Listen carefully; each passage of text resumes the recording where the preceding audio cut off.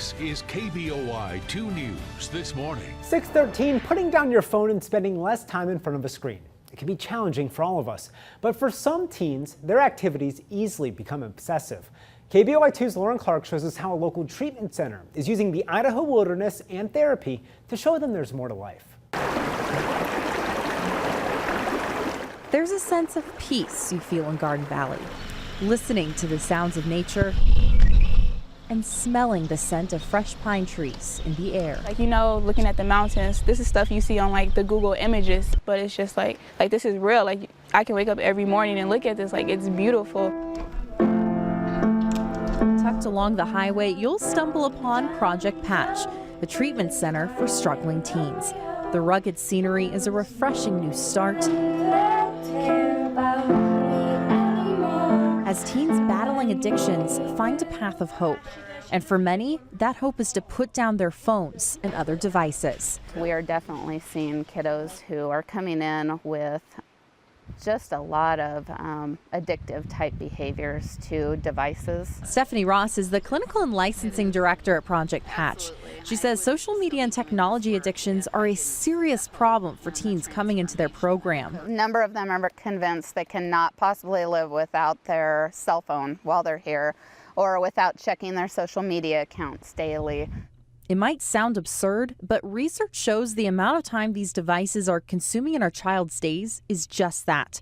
A study conducted by Common Sense Media found that tweens ages 8 to 12 were discovered to spend 6 hours on average consuming media each day.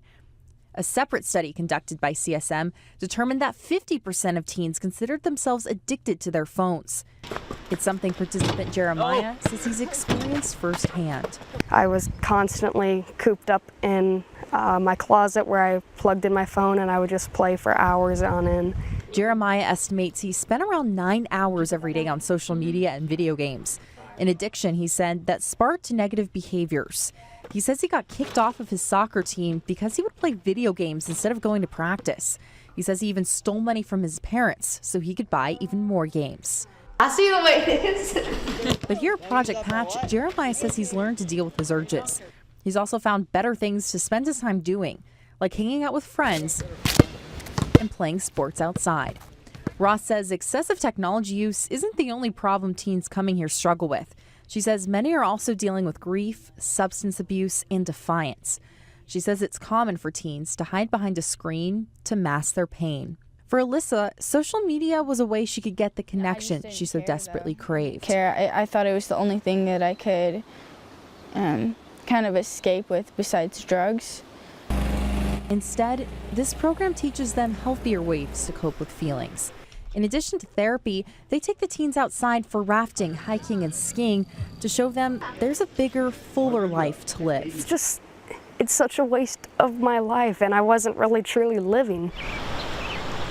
And in a place where cell phone service barely works, there's somehow a sense of being more connected to relationships and yourself. Reporting in Garden Valley, Lauren Clark, KBOI 2 News.